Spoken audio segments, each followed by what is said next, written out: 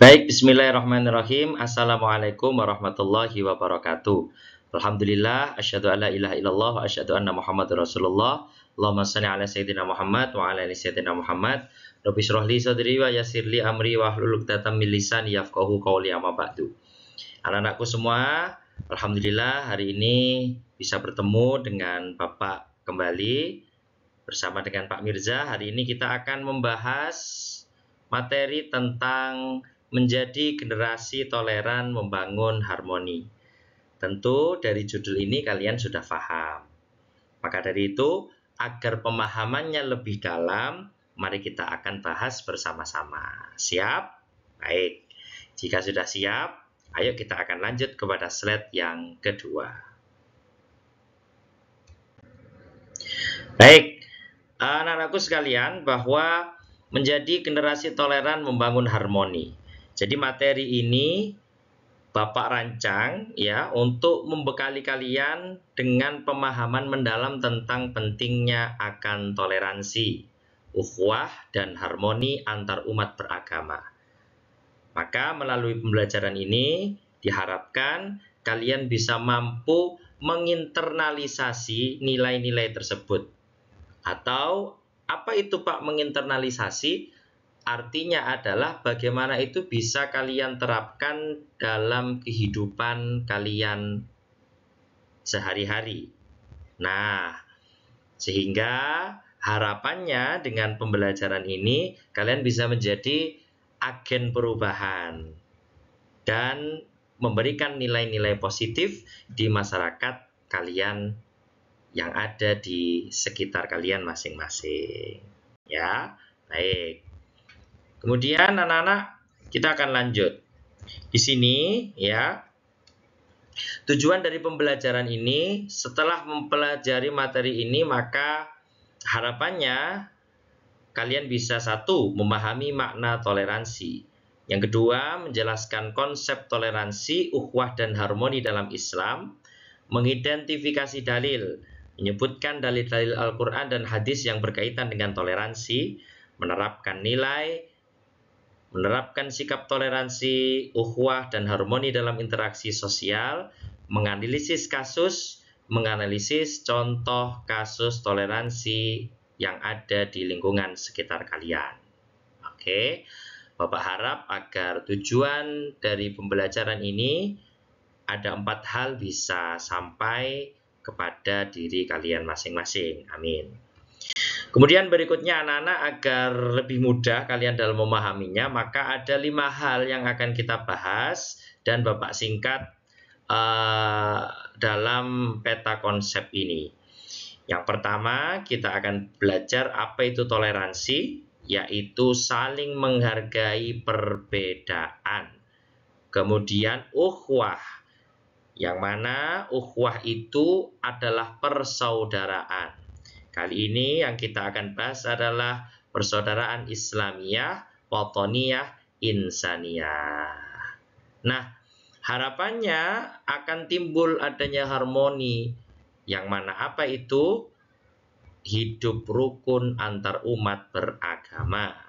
Kemudian kalian juga mengetahui akan dalil-dalilnya. Di sini nanti akan Bapak berikan dalil Al-Quran dan hadis. Kemudian juga ada aplikasi nyata. Bapak juga akan berikan sebuah contoh dalam kehidupan sehari-hari. Harapannya dari contoh atau aplikasi tersebut, kalian bisa mengaplikasikannya dengan nyata di kehidupan kalian masing-masing. Baik. Kemudian berikutnya kita langsung menuju ke uraian materi toleransi. Anak-anakku, toleransi itu diambil dari bahasa Latin, tolerate, yang berarti sabar membiarkan sesuatu. Nah, dalam konteks Islam, toleransi disebut dengan tasamuh atau sikap berlapang dada, menerima dan menghargai perbedaan. Perbedaan adalah sebuah keniscayaan dan anugerah dari Allah Subhanahu wa Ta'ala. Dengan toleransi, kita dapat hidup berdampingan secara damai. Bahwa kita tahu banyak sekali perbedaan yang ada di sekitar kita. Namun itu justru tidak menjadi sebuah masalah. namun itu menjadi sebuah dinamika atau sebuah warna yang sehingga harapan dari Bapak atas perbedaan yang kamu rasakan yang ada di sekitarmu itu justru malah bisa menjadi anugerah seperti yang Bapak sampaikan dalam materi ini. Nah, kemudian ini anak-anak penting. Toleransi itu bukan berarti mencampur adukkan ajaran agama, melainkan menghargai hak setiap individu untuk meyakini dan menjalankan ajaran agamanya masing-masing. Ini adalah kunci untuk menciptakan masyarakat yang adil dan harmonis, di mana setiap orang merasa aman dan dihormati. Kita tahu bahwa di masyarakat kita, di negara kita, banyak perbedaan. Dari suku, budaya, agama, ya, bahasa.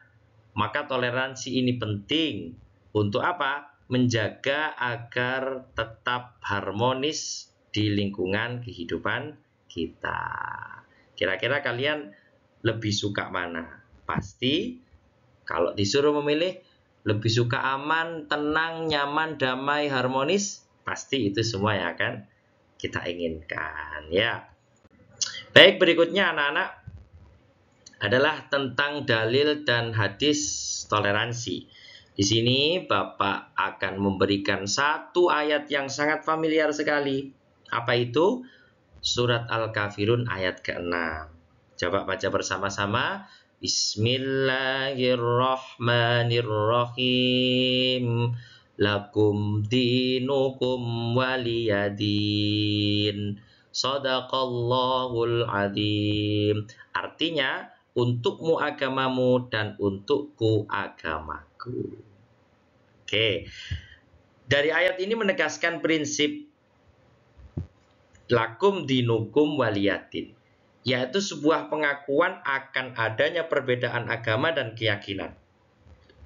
Tentu dalam hal ini tidak ada paksaan dalam beragama. Setiap individu memiliki kebebasan untuk memilih keyakinannya. Atau di ayat yang lain juga dijelaskan, la ikraha fiddin, tidak ada paksaan di dalam agama.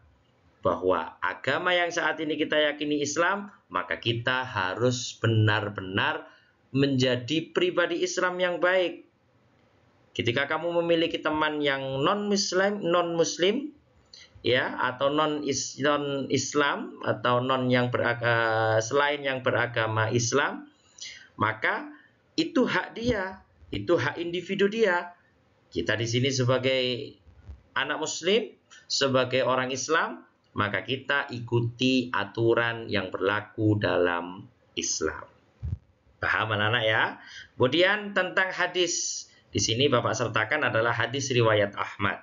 Bahwa sebaik-baik manusia adalah yang paling bermanfaat bagi manusia lainnya. Wah, ini keren banget ini. Pak Mirza suka banget sama hadis ini. Bahwa sebaik-baik manusia adalah yang paling bermanfaat bagi manusia lainnya. Coba di sini dicek. Hadis ini mendorong umat Islam untuk berbuat baik dan memberikan manfaat kepada siapa saja tanpa memandang suku, ras, atau agama. Maka manfaat yang diberikan ini adalah sebuah wujud nyata dari toleransi dan kepedulian sosial. Maka kalau bagaimana kita bisa menjadi manusia yang baik, bagaimana kita bisa menjadi manusia yang sebaik-baiknya manusia, maka hadis ini menjadi sebuah nasihat, sebuah landasan yang bisa kita jadikan sebagai bekal dalam kehidupan sehari-hari, terutama dalam penerapan toleransi. Begitu. Oke, kita akan lanjut berikutnya, anak-anak. Nah, di sini adalah tentang ukhuwah. Ya, apa itu ukhuwah? Persatuan. Yang pertama yang kita bahas adalah persatuan Islamiyah, yaitu apa itu? Persaudaraan sesama umat Islam. Ini mencakup kasih sayang, tolong-menolong, dan saling mengingatkan dalam kebaikan. Menguatkan ukhuwah Islamiyah berarti memperkuat pondasi kebersamaan umat. Jadi ukhuwah Islamiyah adalah persaudaraan antar umat muslim. Jadi kamu sama temanmu yang muslim, maka di situ ada saling mengingatkan dalam kebaikan. Di situ ada saling komunikasi, saling sosialisasi, berteman, bersahabat, dan seterusnya. Itu bagian dari ukhuwah Islamiyah, persaudaraan sesama muslim. Kemudian yang kedua, anak-anak, ada yang namanya ukhuwah watoniyah. Yaitu apa itu, Pak? Persaudaraan sesama warga negara. Kita di sini sama-sama warga negara mana? Betul, Indonesia. Ini berarti menjaga persatuan dan kesatuan bangsa, menghargai keberagaman budaya, suku, dan agama demi keutuhan NKRI, Negara Kesatuan Republik Indonesia. Semangat kebangsaan yang tinggi inilah merupakan wujud dari ukhuwah watoniyah. Jadi ketika kita bertetangga, kita tidak melihat agama dia, kita tidak melihat suku dia, kita tidak melihat dia berasal dari mana, budayanya apa, tidak. Tapi persaudaraan persaudaraan sesama warga negara atau ukhuwah watoniyah. Kemudian berikutnya, anak-anak, ada yang namanya ukhuwah insaniyah, ada namanya ukhuwah insaniyah, yaitu persaudaraan sesama umat manusia. Ini mengajarkan kita untuk menghargai hak asasi manusia, menjunjung tinggi nilai kemanusiaan, dan berempati terhadap penderitaan sesama, menjadi rahmat bagi seluruh alam semesta. Nah, ini penting. Kita sudah belajar tadi tentang Islamiyah, sesama muslim, kemudian watoniyah, sesama warga negara. Nah, ini kita ukhuwah insaniyah, sesama manusia, sama-sama manusianya, sudah tidak melihat agama apa, negara mana, budayanya seperti apa, bahasanya seperti apa, sudah tidak. Yang kita lihat adalah kita sama-sama manusia. Oke, kita sesama-sama umat manusia. Semisal contoh yang ada saat ini, ya, misalnya ada negara yang sedang berperang. Kemudian bentuk perhatian kita adalah bukan hanya melihat, oh dia agamanya apa, dia budayanya apa, tidak sama dengan aku, bahasanya nggak sama dengan aku. Tidak begitu, anak-anak. Tapi kita melihat ada ukhuwah insaniyah di situ, ada persaudaraan manusia di situ, maka kita bisa membantunya atas dasar ukhuwah insaniyah. Jika kita tidak bisa membantu dengan perbuatan, maka kita bisa membantunya dengan doa. Baik, kita akan lanjutkan. Membangun harmoni antar umat beragama. Harmoni antar umat beragama adalah kondisi mana masyarakat yang memiliki perbedaan agama dapat hidup berdampingan secara damai, saling menghormati dan bekerja sama untuk kebersamaan, ya. Untuk kebaikan bersama, ini adalah pilar penting bagi kemajuan sebuah bangsa. Betul. Apa yang harus kita bangun di sini? Harmoninya adalah yang pertama, saling menghargai, berkomunikasi yang aktif, gotong royong, dan menjaga kerukunan. Insya Allah kalau keempat ini bisa kita terapkan, kita akan hidup dengan bahagia. Maka adanya perbedaan itu ketika disatukan, bisa menjadi sebuah harmoni yang indah. Syaratnya apa? 4 ini, saling menghargai, berkomunikasi aktif, gotong royong, menjaga kerukunan. Gitu ya. Oke, di sini dirinci lagi, saling menghargai bagaimana? Menghormati perbedaan, keyakinan, dan praktik ibadah. Oke. Berkomunikasi aktif, membangun dialog. Jangan hanya diam saja, ada dialog dalam setiap kehidupan kita.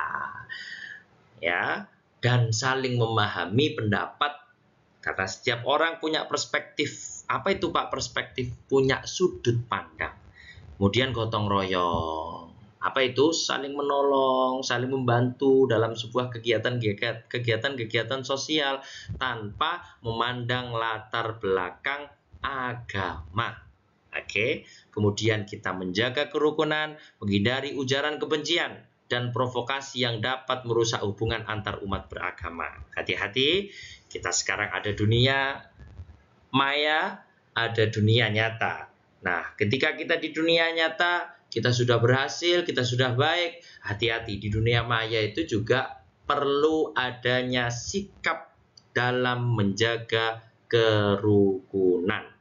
Maka dari itu, kita butuh yang namanya sikap toleransi ini betul-betul tertanam dalam diri kita masing-masing.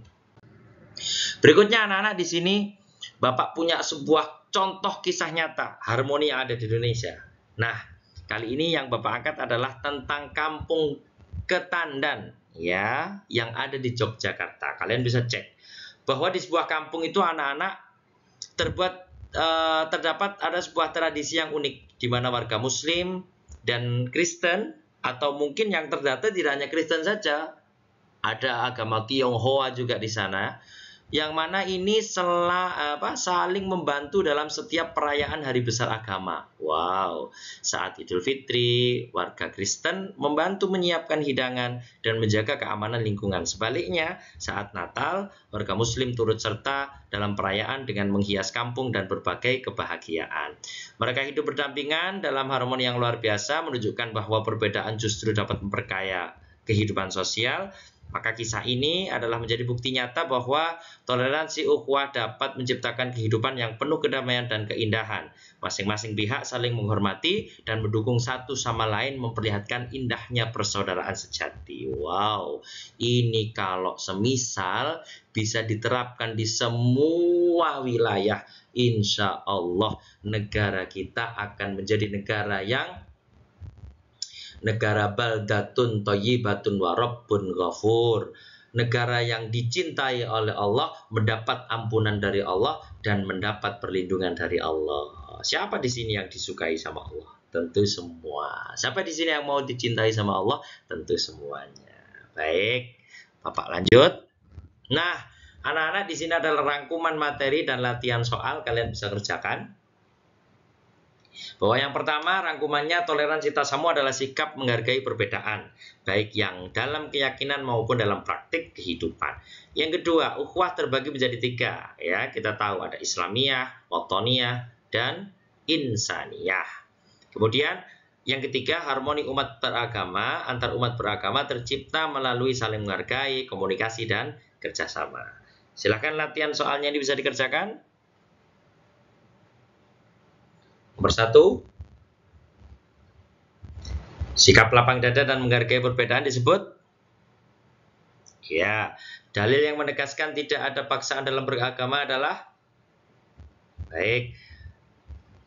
Yang ketiga, persaudaraan sesama warga negara disebut? Sesama negara loh ya. Oke, yang keempat, sebutkan 2 contoh penerapan toleransi dalam kehidupan sehari-hari. Kemudian yang kelima, jelaskan mengapa toleransi penting dalam masyarakat majmuk. Bagus, kita bisa langsung ke... Oke, baik. Selamat anak-anak. Kalian sudah berhasil untuk bisa menjawab. Nah, kali ini giliran kita cocokkan. Apakah kira-kira jawaban yang sudah kalian jawab itu sudah cocok atau belum? Nih, Pak Mirza kasih kunci jawabannya nih. Yuk, yang pertama apa tadi?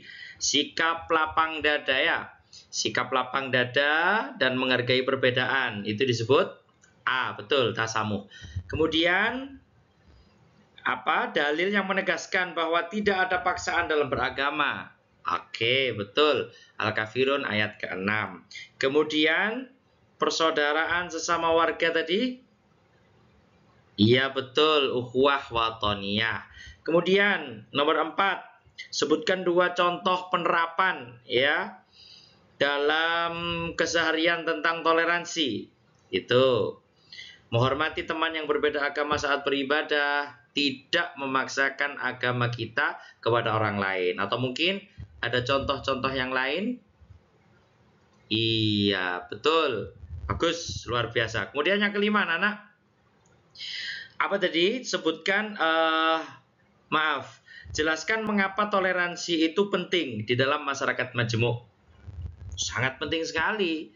Jadi, untuk menjaga persatuan, menghindari konflik, dan tentu menciptakan kerukunan antar umat beragama dalam masyarakat yang memiliki berbagai latar belakang keyakinan. Sip, oke, mantap. Terima kasih. Itulah tadi sedikit materi yang bisa Pak Mirza sampaikan. Mudah-mudahan dari materi yang sudah tersampaikan tadi dapat bermanfaat dan dapat membimbing kita semua untuk menjadi generasi yang toleran, menjunjung tinggi ukhuwah dan membangun harmoni di tengah keberagaman. Semoga kalian semua bisa menerapkan materi ini dalam kehidupan sehari-hari, dan jangan lupa pesannya Pak Mirza, jadilah manusia yang baik. Kata Rasulullah, khairun nas anfa'uhum linnas. Sebaik-baik manusia adalah manusia yang bermanfaat bagi manusia lainnya. Bapak akhiri, hamdalah bersama. Alhamdulillahirabbil alamin. Assalamualaikum warahmatullahi wabarakatuh.